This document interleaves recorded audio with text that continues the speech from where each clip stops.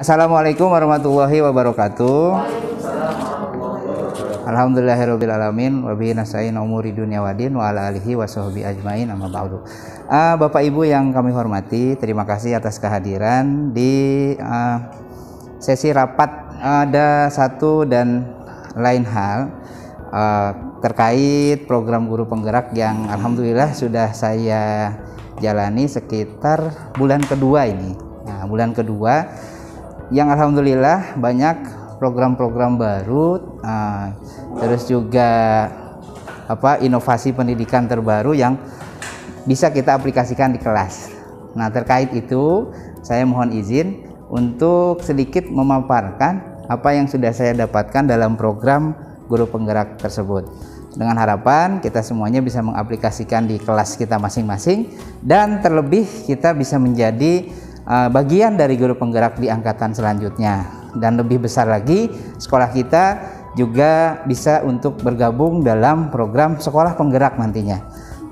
Selain banyak ilmu dan manfaat, juga untuk kualitas pendidikan dari sekolah itu sendiri bisa bermanfaat untuk kita semuanya. Amin. Bapak Ibu yang kami hormati, di sini sebetulnya adalah apa yang kita lakukan setiap hari. Hanya mungkin kalimatnya baru terdengar sekarang gitu ya, tapi pas kita dengar definisinya, oh ya itu sih sudah kita lakukan gitu kan ya, seperti itu. Bapak Ibu yang saya hormati, ketika kita menghadapi murid yang tanda petik bermasalah dalam hal mungkin kitanya belum menyelami, ada beberapa tindakan yang kita lakukan. Tentunya di sini ada posisi kontrol guru. Posisi kontrol guru ini ada 5. Nah, apa saja dan bagaimana penyelesaiannya? Nah, di sini ada yang namanya Bapak Ibu restitusi. Nah, mungkin buat saya sih ini baru ya. Nah, itu mungkin Bapak Ibu sudah mengenal. Nah, ini kalimat restitusi. Mungkin dari Pak Abdillah, kalau dengar restitusi sudah dengar atau memang baru terlihat sekarang? Institusi, ya boleh. Apalagi? Nah, ini ada istilah restitusi ya. Mungkin Bapak Ibu juga, dan termasuk saya, kebetulan memang saya mendapatkan materi ini dari kementerian bahwa ada istilah restitusi dalam dunia pendidikan. Nah, apa itu restitusi? Restitusi adalah cara menanamkan disiplin positif pada murid. Oh, seperti itu. Gitu ya.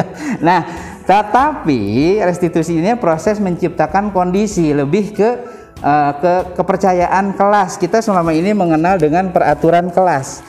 Tetapi dalam hal ini, silakan. Dalam hal ini kita mengaplikasikan dengan nama kepercayaan kelas, supaya apa yang ditanamkan dalam kelas itu lebih dalam, lebih kena lah gitu, dibandingkan peraturan yang memang harus mengikat. Nah, restitusi ini adalah ketika ada murid yang perlu perbaikan. Nah, ada cara-cara yang lebih bisa kita dalami. Ada 3 caranya yang seperti itu. Restitusi adalah kolaboratif, mengajarkan murid untuk mencari solusi bagi mereka sendiri. Jadi kita lebih banyak mencari solusi dari murid itu sendiri. Kenapa sih gitu kan? Kenapa dan itu. Dan ini juga didalami dengan 5 fungsi posisi kontrol guru. Nah, apa itu? Kita ada di mana? Nah, ya, 5 posisi kontrol restitusi. Nah, yang pertama itu guru sebagai penghukum. Ini tahapan awal, guru sebagai penghukum. Ketika ada anak yang keluar dari aturan yang kita laksanakan, entah itu dia ngobrol, entah itu dia tidak mengerjakan tugas yang lainnya, kita ada dalam posisi guru sebagai penghukum. Apakah kita ada di sini? Ya, saya suka menyadari diri sendiri bahwa kadang saya juga sebagai penghukum. Tapi apakah ini diperbolehkan? Dan memang ini adalah tahapan-tahapan yang kita sebagai ngacak diri ya, introspeksi saya sendiri bahwa oh, posisi saya kadang ada di sini, tapi perlahan-lahan kita akan rubah. Penghukum ini nadanya tinggi, bahasa tubuh, mata melotot, nunjuk-nunjuk. Kenapa atuh ribut wae? Gitu. Ini penghukum. Siapakah itu? Ya saya. Siapakah itu? Ya kita sebagai cerminan bahwa ini adalah tahapan dasar seorang pendidik ketika menghadapi masalah, yaitu penghukum. Ya. baiknya tidak dilakukan karena ini berefek tidak baik kepada anak-anak. Juga kalau ditanyakan kepada diri sendiri, enak gak ya kalau guru begitu sama saya? Nah, kita kan sebagai juga pembelajar, ketika ada guru yang menghardik seperti itu, rasanya kita kurang kena ya. Yang kedua yaitu pembuat orang lain merasa bersalah. Ini posisi guru. Ada guru yang membuat orang lain atau muridnya itu merasa bersalah. Kenapa sih atuh, ibu kan udah capek ngajar, kok kamu sih tugasnya nggak dikumpul-kumpulin. Jadi membuat orang lain merasa bersalah. Ini posisi kedua setelah tadi penghukum. Nah, memang bagus, tetapi ada juga negatifnya untuk menjadikan posisi kita pembuat orang merasa bersalah. Aduh, gimana ya, kan udah janji nggak akan terlambat lagi. Kamu nggak kasihan ya sama ibu? Ibu tuh udah capek gini. Jadi membuat orang merasa bersalah. Nah, akibatnya memang murid akan merasa bersalah, tetapi juga akan menjadi orang yang merasa gagal. Nah, ini yang terjadi pada diri kita, saya sendiri, ya mungkin kepada guru-guru sebagai, oh saya pernah melakukannya ya. Ibu tuh udah capek ngajar kalian, kok kalian nggak ngerti-ngerti, udah dibuatin semudah mungkin. Nah, itu anak-anak jadi ngerasa bersalah dan akhirnya tidak berkembang. Nah, ya Allah, itu saya banget gitu. Walaupun dengan kata-kata yang sama, apa yang kamu lakukan itu bisa jadi dua tadi, penghukum atau pembuat bersalah gitu kan. Kalau apa yang kamu lakukan, nah itu kan jelas intonasinya penghukum. Kalau pembuat bersalah, kenapa tuh begitu, kamu nggak kasihan sama bapak? Nah itu, jadi kalimatnya sama tetapi dua level itu. Yang ketiga, nah ini saya kadang beberapa dari ini adalah kita sebagai teman, jadi memposisikannya teman, nadanya ramah, kenapa sini sama bapak ngobrol, kenapa, nah gitu kan, ayo deh, kenapa, kamu kan janji ke bapak bukan, sambil ketawa, sambil nyantai. Nah ini terkadang juga menjadikan sesuatu yang kurang baik ternyata buat anak-anak.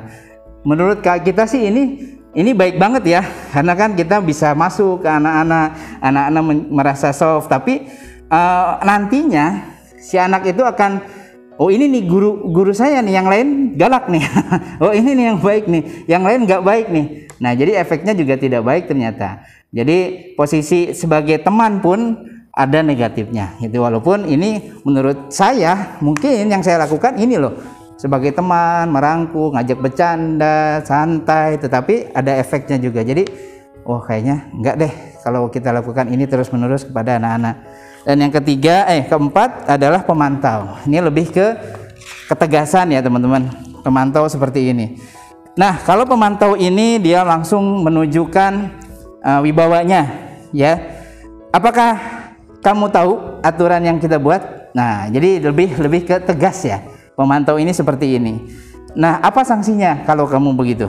Nah jadi lebih ke kembali ke aturan yang dibuat. Nah tetapi murid harus memahami dulu sanksinya, apa yang harus dijalankan. Jadi balik lagi ke kesepakatan kelas. Kesepakatan kelas itu dipakai oleh kita wali kelas, juga guru bidang studi. Harus membuat kepercayaan kelas, kita ganti sekarang, kepercayaan kelas. Nah gitu. Nah apa yang terjadi? Ternyata dengan guru tidak menunjukkan suatu emosi yang berlebihan, maka murid akan merasa nyaman gitu. Ya memang salah teman. Kita sebagai pemantau lebih ke lugas, tegas, dan bijaksana gitu ya. Dan tahapan terakhir dari seorang guru ketika mengendalikan suasana yaitu sebagai manajer. Nah, mudah-mudahan kita ada di posisi ini, yaitu bahasanya halus, tidak kaku, lalu dimulai dari penggalian masalah. Kenapa kamu melakukan seperti itu? Jadi tidak langsung, kamu tahu kan salahnya ini, hukumannya ini, enggak gitu, tapi lebih ke kenapa kamu, apa sebabnya, kamu tahu kan kalau misalkan berbuat salah ini seperti, jadi lebih ke menggali. Nah mudah-mudahan kita ada di posisi ini. Nah saya ada kalimat, saya coba minta tolong kepada salah satu teman-teman, ini ada kalimat, apa yang telah kamu lakukan? Kalau sebagai penghukum kira-kira nadanya seperti apa? Pak Yani mungkin bisa mencontohkan penghukum. Ini kan kita bisa pakai 5 tadi ya, kasar, menghardik, pokoknya menghukum. Ini cocok. Nanti semuanya kebagian. Kebagian. Ayo Pak ini. Ayo, penghukum dulu. Nanti semuanya. Ini muridnya. Muridnya, boleh. Silakan coba. Dengan kata-kata ini. Apa yang telah kamu lakukan? Jarang Pak, ya Pak. Mumpung diizinin ya. Boleh. Mumpung diizinin. Ya, ini penghukum nih ya, gurunya nih. Rani datang terlambat. Rani kenapa datang terlambat? Kira-kira udah menghukum belum? Belum. Kayaknya masih ada ini. Wah, itu kayaknya lebih cocok sebagai teman. Oke. Oh, gitu ya. Bagus. Ada 5 tahapan ya. Oh, gitu ya. Penghukum gimana penghukum? Ya, main enggak apa-apa. Baik, karena kamu datang terlambat. Masih teman. Rani, kenapa datang terlambat? Oke. Coba jelaskan alasannya kenapa itu. Oke, baik, terima kasih Mbak Eni. Nah, Bu Rani sebagai teman, Miss Nei terlambat, apa yang kamu lakukan? Sebagai teman, gini contohnya mungkin ya, Yeni hari ini kenapa datangnya terlambat? Bisa cerita sama ibu? Gitu ya, jadi memposisikan sebagai teman. Oke, ini Pak Iqman. Ya, Pak Iqman. Sebagai penghukum. Mending wali kelas, Pak. Enggak apa-apa. Ya, penghukum. Karena Pak Yani ini terlambat datang ke lapangan olahraga. Gimana jadi manajer teh? Lambatnya sehari Atau tugasnya nggak ngumpulin. Ya, pasti. Kenapa nggak ikut olahraga? Alasan kalau Nggak pakai kaos olahraga? Kamu nggak pakai kaos olahraga? Nah, itu langsung. Ya, Ya. silakan. 1, 2, 3, ekspresikan. Ya nih. Kepada siapa Pak ini? Aduh. Kanu kolot. Sebagai siapa? Nggak pakai kaos Sebagai olahraga. penghukum. Saya murid Pak. Oh ya. Nah, Bentak aja Pak, bentak. Hei Yani, kenapa kamu terlambat? penghukum. Maaf Pak. Sebagai teman. Sebagai teman. Ya. Gimana ya? Oh Halo Mun. ya, Yan, kenapa kamu terlambat? Bisa Intonasi aja ternyata guru bisa sebagai penghukum, bisa sebagai kawan, teman atau kawan gitu loh. Terus Pak Bila membuat rasa bersalah. Saya udah capek-capek.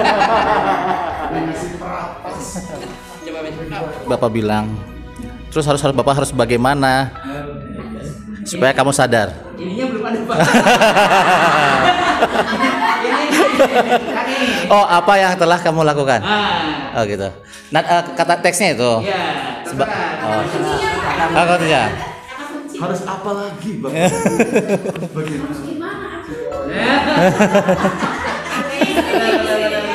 Ayo Pak Bila, 1, 2, 3. Aduh, Aduh, belum. ngeblank saya. Harus minum paramet. Saya nggak, ya. 1, 2, 3, ulang. Jadi Bapak harus bagaimana supaya kamu mengerti dan berubah? Pemantau dan manajer. Pemantau. Waduh, pemantau. Pemantau ini lebih ke kembalikan jadi material. Ya nih, kamu sudah tahu kan dan masih ingat kan peraturan kelas kita? Lupa. Coba nanti kamu cek lagi di papan pengumuman kita kelas. Kan di sana sudah Ibu terapkan peraturan kita dari mulai mengerjakan tugas, keterlambatan mengerjakan tugas dan lain-lain. Kamu nanti bisa cek di sana sehingga kamu tidak terlambat lagi mengerjakan tugas. Di sana ada konsekuensinya yang harus kamu lakukan, ya. Terima kasih. Langsung to the point, hanya aturan. Nah, beda dengan manajer. Nah, Bu Yani akan menunjukkan tentang manajer. Tiba-tiba aku jadi manajer, Iya. dimarahin. Silakan Yani. Jadi Bu Yani akan memperagakan guru sebagai manajer. Jadi ditanya dulu sebelum menunjuk ke aturan yang sudah dibuat. Ini bawahan. Kenapa? Ya, Bawahan. terus juga apa solusinya kira-kira. Jadi dikembalikan ke murid gitu. Silakan. Kalau salah kira-kira apa ya? Gitu. Terus apakah siap untuk memperbaiki ya? Oh gitu. Silakan. Muridnya siapa? Emang aja banyak. Oh balikin ya. Oh balik ini ya. Yuna, kamu kan sudah tahu ya aturan kita ya. Apa yang akan kamu yang harus kamu lakukan bila kamu terlambat mengumpulkan tugas kamu? Masih ingat kan peraturan yang kita buat bersama? Apa kalau kamu terlambat mengumpulkan tugas kamu? Saya harus menulis tugas itu sampai beberapa lembar. Oke, sekarang kamu siap untuk melakukannya? Siap. Itu namanya konsekuensi ya. Tanggung jawab yang harus kamu emban ketika kamu tidak melaksanakan tugas dengan baik. Oke, ya. Mohon maaf Bapak Ibu, terima kasih banyak karena keterbatasan waktu juga karena tidak bisa disampaikan semua. Mudah-mudahan kita bisa menjadi seorang manajer di kelas kita masing-masing. Kalau kita sudah jadi penghukum, saya sudah pernah merasakan menjadi penghukum, menjadi teman, membuat rasa bersalah. Kayaknya ini dapat semua sayanya dan kita bisa step by step menjadi seorang manajer di kelas. Terima kasih banyak. Assalamualaikum warahmatullahi wabarakatuh.